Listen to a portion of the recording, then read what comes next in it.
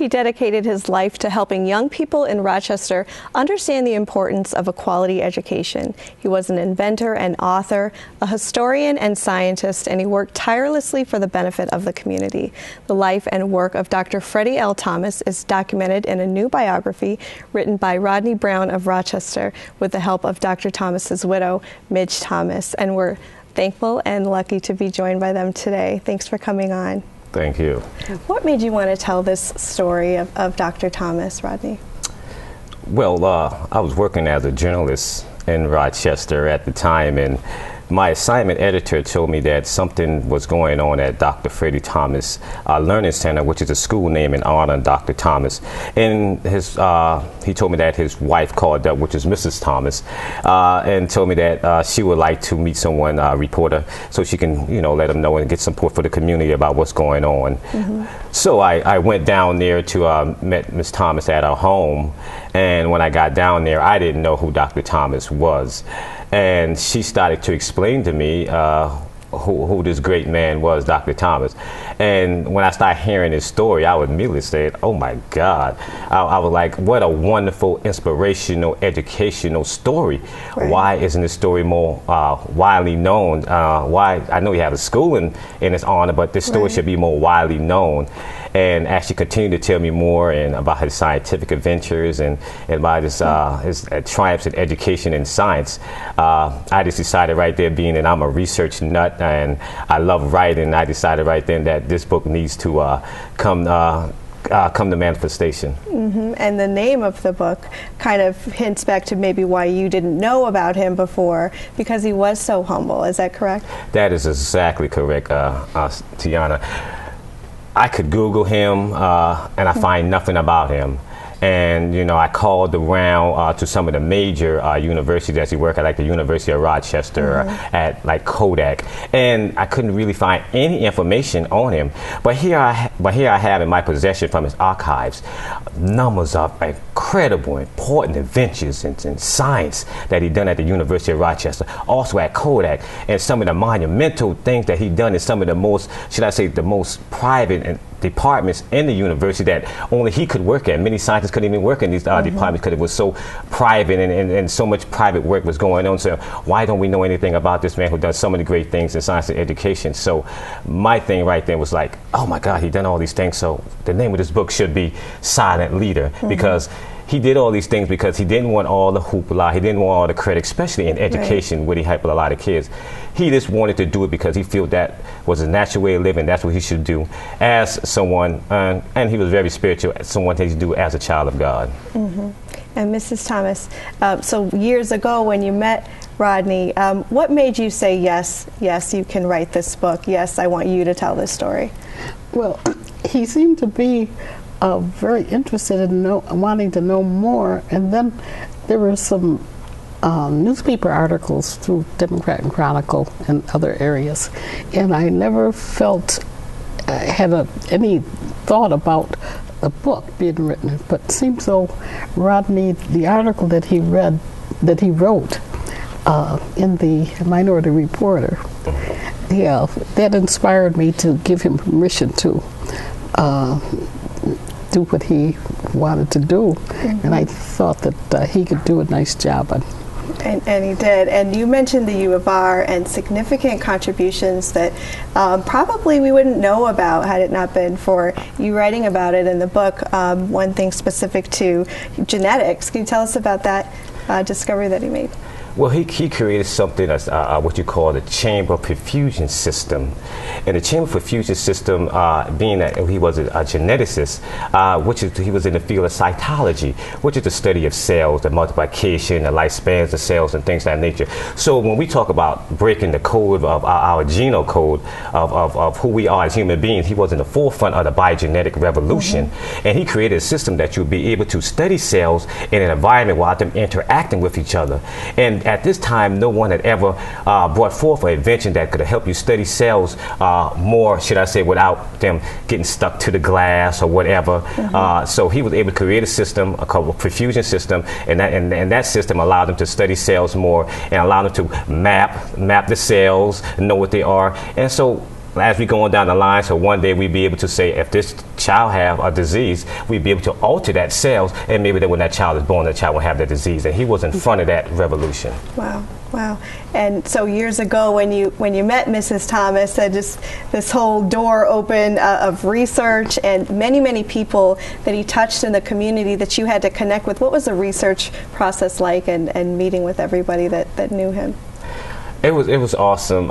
Ms. Thomas told me that I should, even before I decide that I really want to write the book, I should interview some of the people that he touched and influenced their lives that went on to do great things. Mm-hmm. And about 100 of them stepped up immediately, and just saying that I was wanting to do this book. And these people are now retired administrators, some of them politicians, some of them own multi-million-dollar businesses, and these people are doing a lot of great things now, and all of them stepped up to the plate, and they just told me how they were just on the round track of life. They wasn't going to make it. They either wasn't going to be in jail or probably lose their life to some senseless violence. But Dr. Thomas, he took them in, brought them back to his home. We had his makeshift chalkboard in his living room, and he sat them down. Ms. Thomas was there. She was to make ice cream or cookies for the kids, and he'd sit there and he'd teach them basic math, basic English, and then it goes to complex math and complex physics, and he'd just sit there and he'd tutor them and gave them the tool that they need to survive and become, moral, should I say, good men in society. Mm-hmm. Mrs. Thomas, why do you think it's important for Rochester to have this story, all these wonderful, great works and stories in one place? Well, during that time, it was our natural way of living, and this is all I knew. And I didn't realize until even lately that the contributions that he and I made to the Rochester community is very important, especially to the young people today. Mm-hmm. They need to belong to a culture or us older experienced people, and this is an opportunity for them to know that we love them. Mm-hmm. And they have a responsibility. We have a responsibility to tell them, and they have a responsibility to be better citizens. Mm-hmm. Rodney, who do you hope reads this book? Well, I hope everyone reads the book, because he was a universal spirit. Mm-hmm. I think his spirit, in a way, is made for everyone, because I spoke to many people that knew him, even students and even adults. Each person had a different experience with them, but every experience was genuine, and every experience was loving, and every experience was caring, mm-hmm. and every experience was about progression. So, and these people could have been different backgrounds, as far as black, white, as far as male, females, different, should I say, religions. No matter what, all these people were just like one mixing pot, and he had a genuine, loving, caring, progressive relationship with all these people, mm-hmm. and it was so great to see how universally connected he was and had that love and care for everyone. So when I describe him in one nutshell, I could only come up with humanitarian. Right. Mrs. Thomas, during this process, was there something that you discovered that you didn't know before about your husband? Yes, that was interesting. I lived with him for 17 years, and some of the things that Rodney had done research on, it was amazing to me. But then I think about each one of those people that you interviewed, they felt very special. They thought that they were Freddie's special person. And then a couple weeks ago, when they met some others, they thought, well, I thought I was special. So it was interesting how they felt, and they didn't know the other people that Freddie had mentored. Mm-hmm. I thought that was interesting. You Yes. also explore his work in politics and civil rights specifically. Tell us about some of those things that people might not know about. Well, back then, Rochester was the city of Rochester was ran by Republicans for a long time back in the time that Freddie was in Rochester in the 50s and the 60s, and politicians like Senator Kenneth B. Keaton. We have a building on State Street named after Senator Keaton, and he was a moderate Republican like most of the Republicans back in his days. And him and Freddie had a good relationship in private life, and Freddie thought Kenneth would be a good advocate for the voice of the Rochester black community in Washington. So he helped out a lot with Keaton campaign, or with Judy Weiss, who was the first Rochester woman congressman, right. First Rochester woman congressman. They also helped out with her campaign, and so to be a good voice for the Rochester black community. Now he also shared a strong relationship with Georgiana Sibley. You probably see the Sibley building and things of that nature. And there was a wealthy, aristocratic family in Rochester that wasn't, should I say, in the head of political affairs and community affairs in Rochester for a very long time. Her father-in-law founded Western Union. So there was a head of a lot of banks and corporations and things in Rochester. And Miss Sibley was always at the home of the Thomases drinking tea. And she always said she wanted to make Rochester the first integrated city in America. So her and Freddie and Miss Thomas and Miss Thomas' mother, they worked with local churches, AME churches, Mount Olivet, and to break down racial barriers in Rochester. So these are just some of the political people that came and stopped through.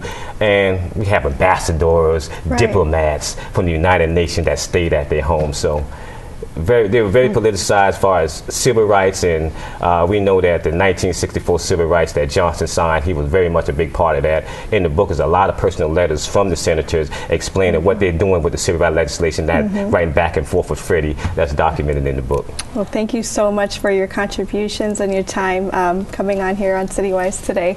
Now, if you'd like to hear more, you're going to have to purchase a copy of the book, Silent Leader. You can also find out about upcoming book signings at drfreddiethomas.com, and you can call 484-0432.